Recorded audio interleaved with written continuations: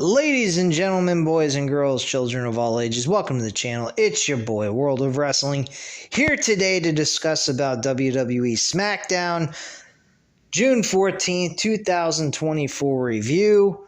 I do want to say something here on the video as a side thing about the UFC Las Vegas 93 Fight Night event that was taking place.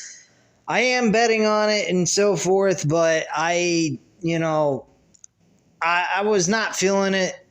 And I didn't really give you guys my confident picks on that. I'm also picking three boxers from the Gervonta Davis Frank Martin fight and one fight from the DAZN subscription app that I follow boxing on. So I am into boxing as well as MMA, and just didn't feel like I did enough research for you guys on this. I've kind of, went ahead, listened to some of the people I follow on YouTube, and that's it. And I didn't really put in a lot of effort for it because of the fact that I've been kind of working my tail off at work and everything, and I've been having a hard time trying to do that and do work at the same time. I generally listen to the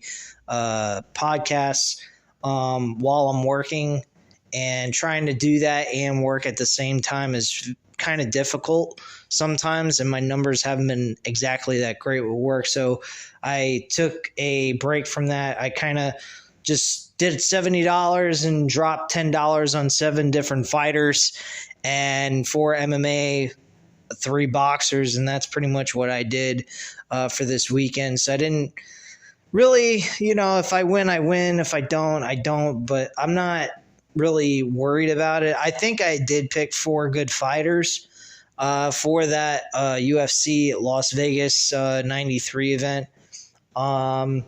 But I'm not 100% sure, and I'm not going to drop down picks. My picks lately have not been exactly great. I mean, it's at least above a 60% in most cases, which isn't terrible. Generally, it's recommended at least have between 60 to 70%. So, I mean, I've been getting 3 wins, 2 losses, 3 wins, 4 and like 1 loss, like 3 out of 4 right. There was one weekend I did go 2-4, which I did not like, and I sincerely apologize to you guys who have been following the UFC videos. And I just need a break from it. I think I haven't been giving you guys the most rewarding picks, so I'm going to have to take a step back for a moment and do this next week, see how I do. And I'll give you guys the picks then, most definitely, and try my damnedest. I know I've been getting subscriptions from you guys from the videos I've been uploading once a week, and I do appreciate if it was based on the UFC videos. I do apologize for not uploading this week, but yeah, I just did not put in the best effort because I needed to focus on work.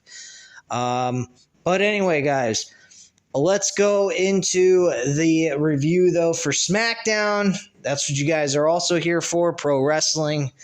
And I got to say, I think that this Clash at the Castle is going to be one hell of a show. I think it is going to be a good 3 to 3 hours and 30-minute show. I think we're going to be highly entertained. I think this crowd is going to be very loud and explosive. They were loud during the AJ Styles Cody Rhodes segment. I loved how AJ took shots at AEW. He also mentioned Ring of Honor, New Japan Wrestling, which I thought was interesting that they mentioned those 2 promotions by name, which was kind of interesting.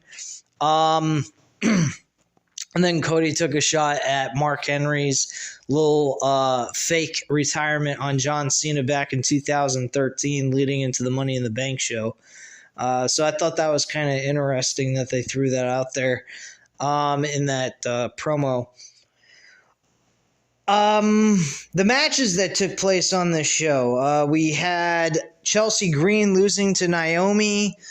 It was an okay match. I already mentioned that. Mitchin lost to Nia Jax in a squash match.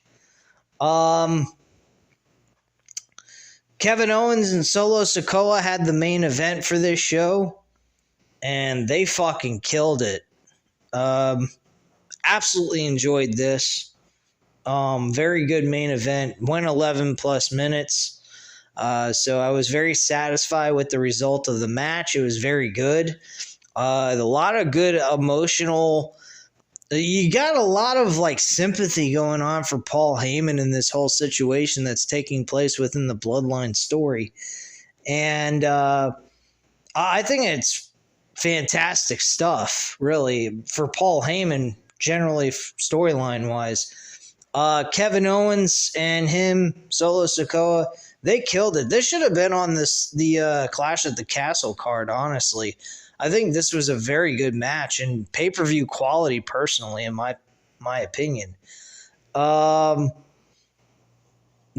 they did a fantastic job with this match. This match being on Smackdown wasn't a terrible idea either. I mean, it was still in Scotland, so I'm pretty sure this is the same venue that they're going to have Clash at the Castle at, I believe.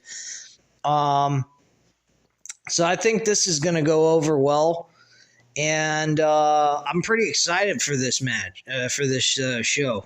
I'll tell you what. Randy Orton made his return after Tama Tonga and Tangaloa beat the living shit out of Kevin Owens. Randy Orton made his return, ran down the aisle, beat the shit out of his opponent, out of the Bloodline members, and hit an RKO on them as well. And it was good. Really good stuff for this episode. I mean, it wasn't like mind-blowing or super great. It was a light show, but it was a good show. And AJ Styles and Cody Rhodes, they did what they needed to do on this show that I thought was very good. They're continuing to build with LA Knight and fucking Logan Paul for the U.S. Championship. I wish that SummerSlam was a lot closer, but unfortunately that is not the case. SummerSlam probably will be the first week of August, and the Money in the Bank will be taking place in the month of July. I think probably the first or second week of July, so that they have a reasonable amount of time to build up towards that event. But yeah, me personally, I would have to say that this is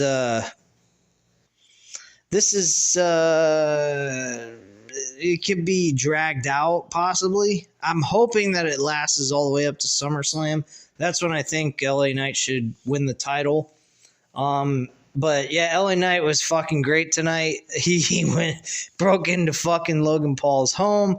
Not that it really made a whole lot of sense. It kind of was a little illogical, honestly. I don't know how anyone didn't know that this was LA Knight trying to break into Logan Paul's home, which, by the way, Logan Paul has a very nice house. I wish I was balling the cash that he has. Shit, I'd own a house already. My poor wife and I can't even fucking buy a house at this point, and we have money, which doesn't make a whole lot of sense, but welcome to the American dream, right? Yeah,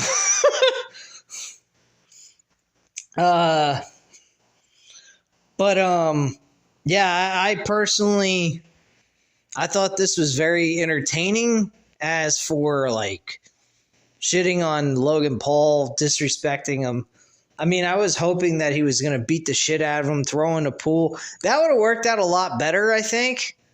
I think that would have been kind of cool if he would have just came into his house, chilling in his pool. Logan Paul's like, "What the fuck are you doing?" And he goes, "Oh, I'm so sorry, Logan. I just thought we'd chill together and hang out a little bit and talk things, talk some shit together, whatever." And, he just walks up to him, just punches him right in the fucking face, throws him in the pool, beats the shit out of him, or puts his head underwater for a few seconds, and then fucking has his Logan Paul security drag him out of the damn pool and throw him out or arrest him like they did last time with AJ Styles. But I guess they kind of toned it down a little bit just because they didn't want to come across the same repetitive way that they did with AJ Styles, which I thought was great, the way they build that little segment up. For WrestleMania's for the WrestleMania match they had. I thought that was excellent, honestly.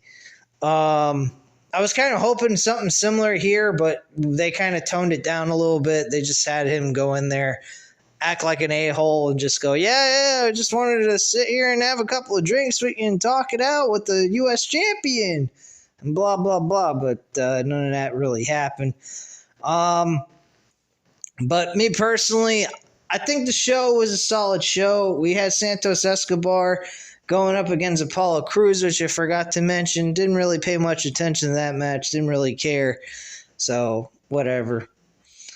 Abba Fire and her partner was there. They think they're going to win tag team titles. I highly doubt that. They highlighted Jade Cargill and fucking Bianca Belair. Anyone thinks that these two women are going to lose the tag team titles, they're out of their fucking minds. They're not losing the tag team titles. I don't give a shit where the fuck they are. I don't care if they're on the fucking moon with Neil Armstrong. They ain't losing these damn tag team titles. I mean, it's a very small review, so I mean, I could go over some of the matches I'm highly interested in here. You could call it a Smackdown review / Clash at the Castle preview and predictions video, I guess, but I'm going to title it Smackdown review. I think Damian Priest is going to retain the World Championship, honestly. I really do. I think he is going to win the championship, retain it, whatever you want to call it, and walk away out of Scotland with the title. That's just my honest opinion. I believe that because CM Punk's going to be there and he's going to cost Drew McIntyre the damn championship. That's going to lead to Drew McIntyre facing CM Punk at SummerSlam. That's what that's going to be all about. There's no way in hell Drew McIntyre is going to win the world title and then somehow have a rivalry with CM Punk. CM Punk and Drew McIntyre is a SummerSlam grudge match, without a shadow of a doubt. I take Damian Priest over Drew McIntyre 100%. We will see CM Punk show up at this event. He will interfere in this match. It's guaranteed. Even betonline.ag, which is an overseas sports book, even mentions, do we believe that CM Punk's going to interfere in this match? The odds are saying yes, minus 300, which makes him the favorite to actually show up there.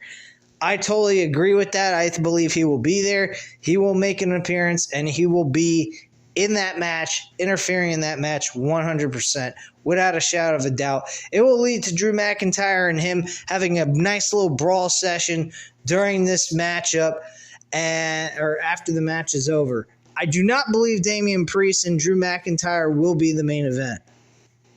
I don't think so.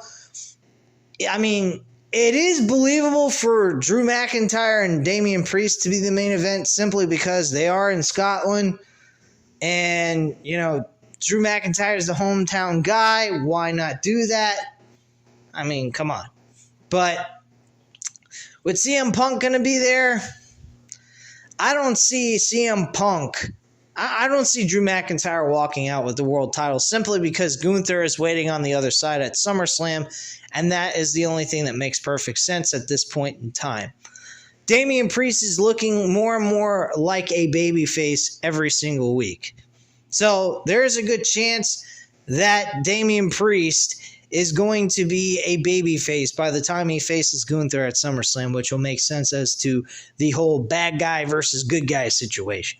So don't get your your shit all bundled up here. Damian Priest is not losing the title. Drew McIntyre is not winning the damn title.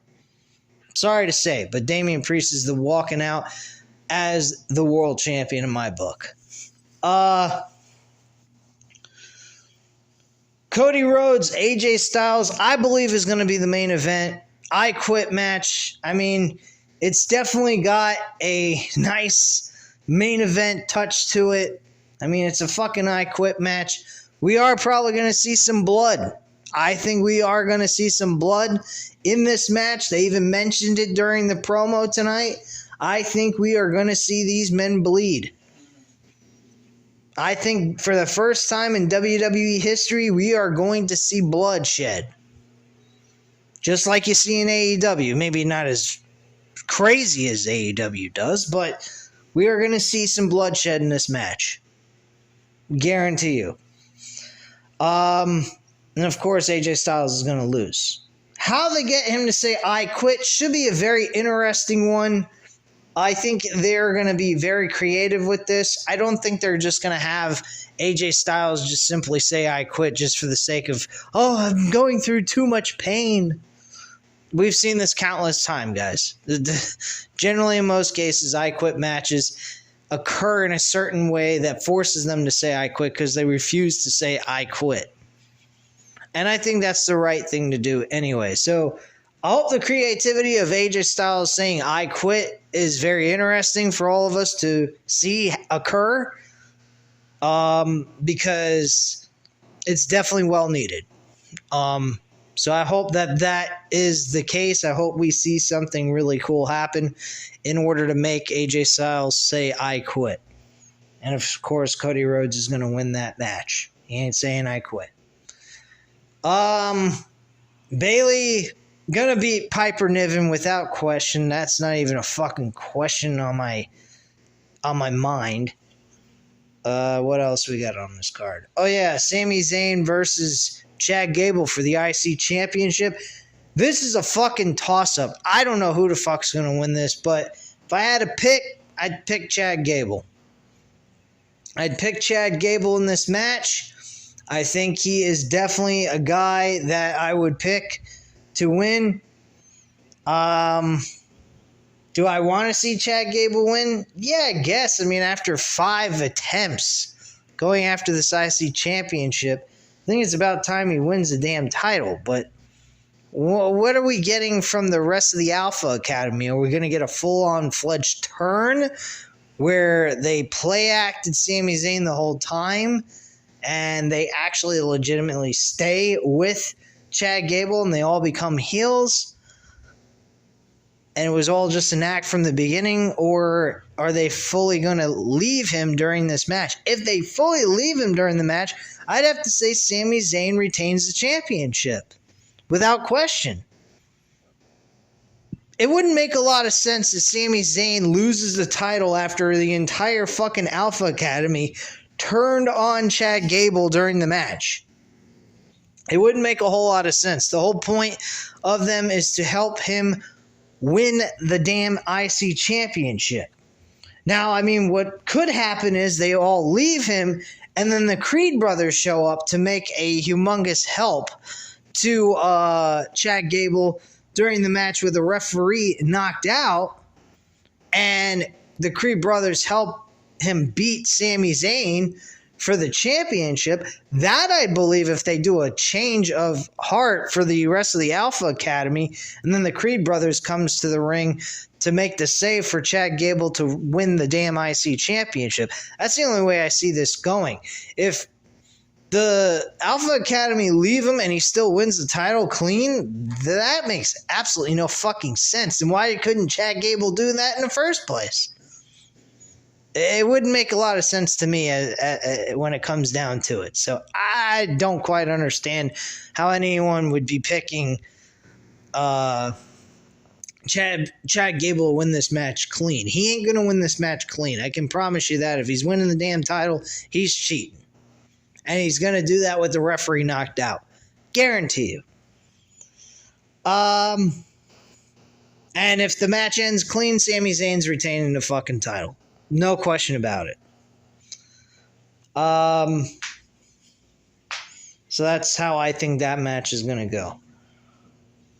Trying to remember what the rest of the match card is. I'm sorry, guys. I don't even have my shit up or running and whatnot. I'm just kind of doing a quick video. It's Friday night.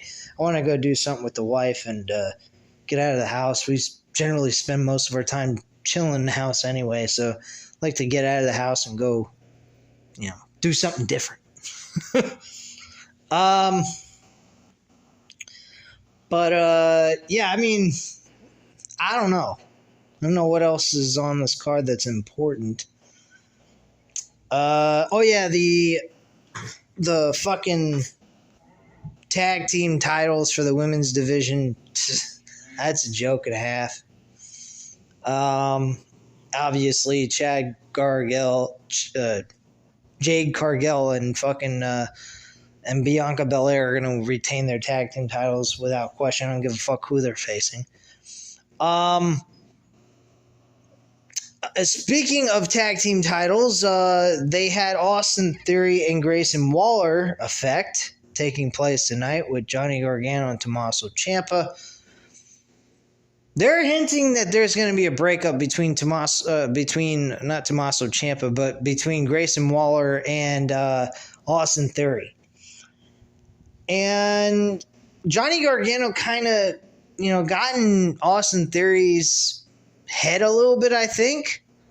He kind of was like, dude, you're sitting here, you beat John Cena for the United States Championship at WrestleMania last year, and you're now being a fucking test dummy for this schmuck to help you guys win matches. So you're sacrificing yourself to help win matches when you've beaten John Cena, one of the biggest names in pro wrestling, and you're sitting here fucking playing second fiddle to this geek. And Grayson Waller is basically making Austin Theory look like an afterthought in their tag team, and he should be like the focal point or the centerpiece of the group because he's had the bigger accolades, obviously. I honestly don't see these two staying as a tag team for very long. I think Austin Theory is going to leave Grayson Waller. I think Austin Theory will become a babyface, and for the first time ever, I don't think we've ever seen Austin Theory play a babyface at all in his entire career, and I think it might be the best thing for him. I think they are pushing for, Austin Theory to do something great with his career. I think this is a good shot at him becoming a legitimate star as a singles wrestler. And I think that this will lead to him finally being out on his own and finding that success that Vince McMahon was trying to force, but not successfully pull off. His wrestling was great, but his character was just fucking shit. But I think Vince McMahon had the right attitude about Austin Theory. I think he is a future star in the making, but he needs some work, and I think he needs time to just build up into that star before he actually is legitimately called the superstar main eventer that Vince McMahon saw him as. So I just think it's going to take time for him to be in that spot, but given time, I think he will be a successful singles competitor and definitely competing in main event grudge matches and main event championship belts for like the world championship and WWE title. So I definitely think he's going to pull that off and achieve that. It's just going to take some time for people to come back around with Austin Theory, because when he was leaving Evolve, he was one of the top guys there. And he was superb at what he did. So I don't see why he can't pull this off. I don't see why he can't become a main eventer. Unless he just totally fucks up, and just doesn't care or doesn't put enough effort behind it. But I think Austin Theory's got the capabilities and skill set to be a main eventer, and I hope to see him there. But anyway, that is pretty much the entire review for here tonight. So I do thank you guys very much for watching. Hope you enjoyed the video. If you did, by all means, go ahead and hit that like button, hit the subscribe button if you're not already subscribed to the channel. and leave a comment down below. I'll definitely get back to you on that. Thank you guys very much for watching, and have a great night, guys. Bye.